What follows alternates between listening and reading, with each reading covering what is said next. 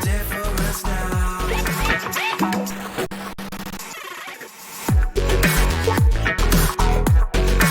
With so many Indians playing well on the second day of the second round, it was difficult to find the game of the day. But I would say a couple of decisions made by Harikrishna were truly mind-boggling.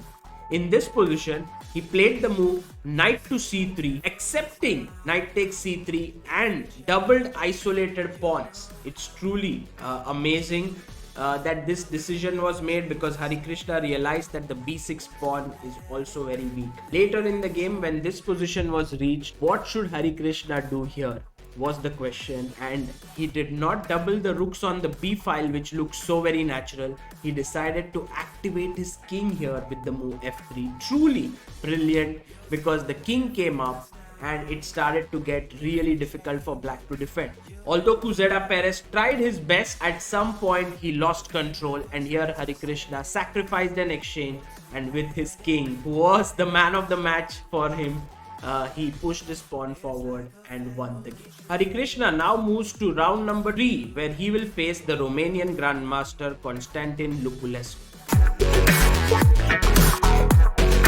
After winning the game number 1 in sparkling style, Adhiban had to just draw his second game against Delgado Nunes Ramirez. His opponent tried to confuse the matters by playing bishop a4 and then taking on c6, the delayed exchange, but Adhiban got a very comfortable position out of the opening. In fact, you can see how much space he controls in the position with his pawns, and I really liked his next maneuver where he played his knight to b8 and then rerouted the knight to the central square on d4. Very soon, he started to put pressure. Delgado needed to win. A draw was not enough.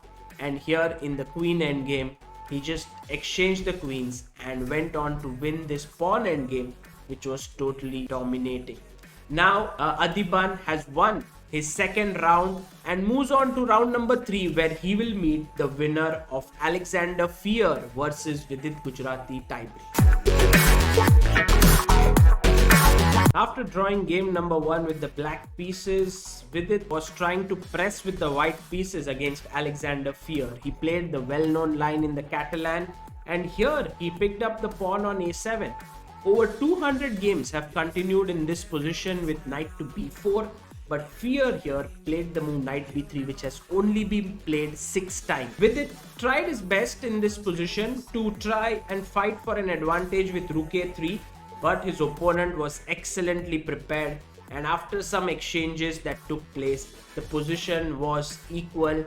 Very soon after b4 takes, the game ended in a draw over here, as both the players exchanged all the pieces and we reached an equal endgame. Now, Vidit and Fier will play in the tie breaks, as the score is tied at 1-1. The one who wins will take on Adhiban in round 3. Gabriel Sargsyan, although rated higher than Praggnanandhaa, had an unenvious task of playing for a win. That's because Praggnanandhaa is in great form. The 15-year-old Indian is giving his opponents no chances, and in this game as well, he played really well. When Sargsyan played knight h2 here, trying to get his knight to g4 and looking, his bishops are looking here and he could have attacking possibilities, Praggnanandhaa instantly got his knight back to b8, and knight g4 was met with knight d7, so that queen c3, the knight from c6 had moved to f6 to defend his king. At this point, Sargsyan started to get quite nervous because he needed to win. He sacrificed a piece, but Praggnanandhaa was just so accurate. He first played h4, stopping rook g3, and then he brought his rook up, clearly understanding that e5 is not possible because d5 is hanging, and after that, he just simplified the game very, very easily. Queen d6, queen takes d5, and a winning rook endgame was reached, which Praggnanandhaa converted with great ease. He played here h3, and the pawn is simply unstoppable. h2, h1 is coming in. Pragg not only won the first game, he also won the second game, gaining quite a bit of rating points and also moving into round number 3. A very big surprise was that Alexienko, who had qualified to the candidates and was going to be Praggnanandha's round 3 opponent, was beaten in brilliant style by Michael Krasenko. So now the 15-year-old Indian will take on the 57-year-old Polish Grandmaster, which will be a match to watch. After a pretty quiet game number 1, Nihal Sarin took on Sanan Sujirov in game 2 with the black pieces, and here Nihal took on a4, da4, rook a4 when he had won the all-important bishop on c2 but had gotten slight weakness in his pawn structure. But Nihal realized that he has some aggressive options on the king side, played his pawn to f5 and started his play. At some point, Sanan Sujirov started to go wrong as he put his pieces on the queen side. Nihal opted for an attack with h5, and before you knew it, the white king was pretty weak. Nihal spotted that this diagonal has been weakened, and that's the reason why he put his bishop on b7 and opened up the position with d5. Things started to get really complicated at this point, and white's defense was not easy. He had to find queen b3, bishop f5, sacrificing the queen and then winning back material in this manner. However, Sanan went wrong with knight to d7, and after this he did win material, but his king was just too exposed. Nihal did not even try to win material with bishop c2 and stuff. He just went after the king, bishop f6, bishop c4. The 40 moves were reached, and at this point he checked, won the pawn, and after queen e2, Sujirov resigned because the pawn is now about to queen. Nihal Sarin won his game and has now moved into round number 3. Round number 3 is going to be even more difficult for Nihal as he faces a 2700 plus rated player, Dmitry Andrekin from Russia. But you never know with this youngster, he is in fine form and can beat anyone on a given day. Arvind Chidambaram faced a very well prepared Nadirbek Abdusattorov. In this position, Nadirbek already had an online game, but it seemed like Arvind was maybe not aware of it. Over here, he played knight g4, bishop a6 by Nadirbek. He sacrificed his queen. Arvind was now a piece up, but after knight e5, it all became very complicated. He played his king to h1, and Nadirbek now found king f8. Then he found knight c4, winning back the material. The position was still roundabout even, but things changed when after knight g3, queen g3, rook e4, the game turned into a queen versus 2 rook position. The 2 rooks were very active, and now you can see they launched a mating attack against the white king. I want to show only one very interesting moment here, where after queen h1, if Nadirbek would have played g5, then after fg6, king g6, white has a tremendous defense, and that is queen e4 check, and you take here, it's a stalemate. However, Nadirbek was not going to have anything of that. He played rook f3, brought the rook here, g5, and then sacrificed on h3. This is a winning king and pawn endgame, and Arvind resigned. With this win, Nadirbek will now play Anish Giri, who won against Savchenko 2-0. The two will play in round 3, and Arvind is unfortunately knocked out of the event. Playing for a win with the black pieces when you are a pawn down against a player like Tomaszewski is very difficult. Iniyan was not able to manage it after rook c2 in this position. He played his queen to a3 where the queen was out of the game, and Tomaszewski after the move e5 found rook d5 when the queen was trapped here. Queen takes c6, the rook was lost, and Tomaszewski beat Iniyan 2-0. Iniyan is out of the event, but he did show some great chess by eliminating Sebastian Bogner. Nothing to be sad about for the youngster from Erode. He has done a great job.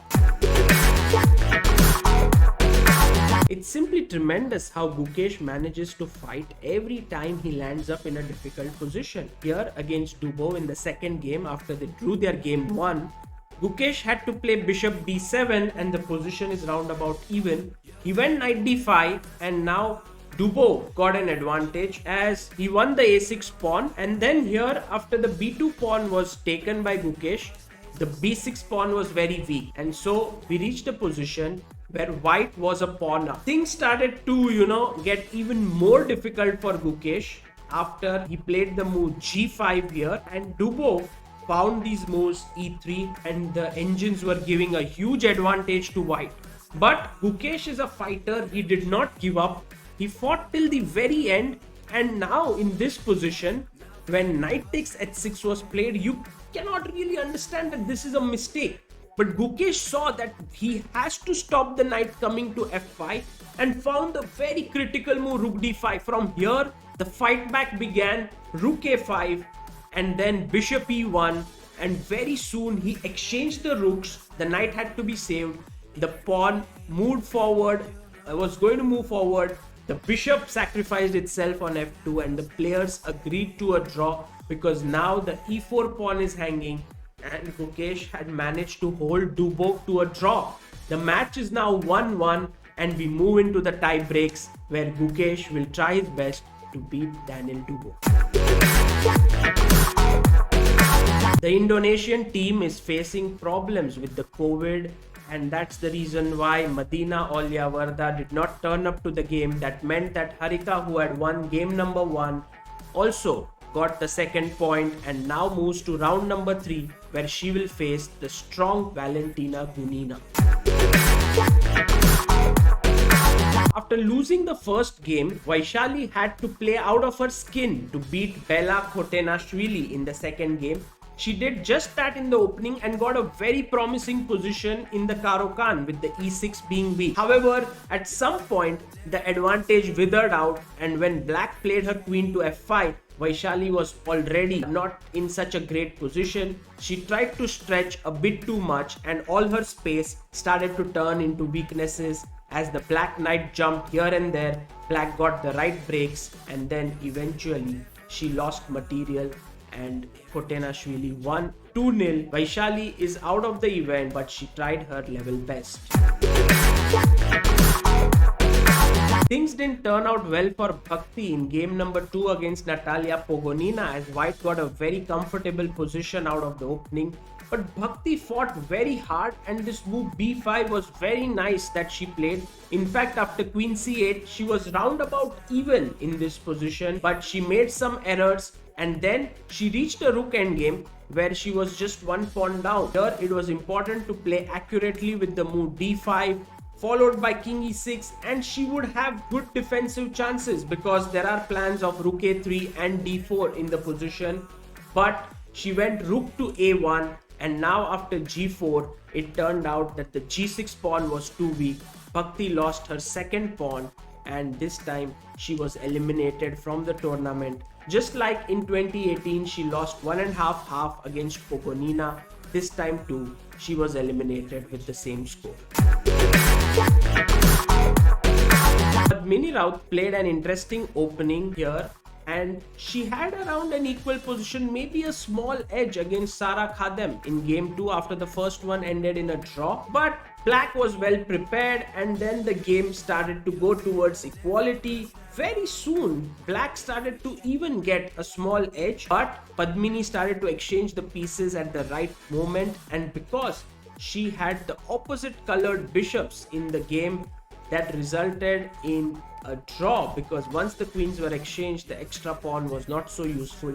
Padmini drew her game and will now face Sara Khadem in the tie breaks where she will try to win and advance to the third round. At the end of the second day of the second round, 5 Indians have advanced to round number 3. 4 of them have been eliminated and 3 Indians go into the tie breaks. It's especially heartening to see that Praggnanandhaa and Nihal beat higher rated opponents and advanced to round 3.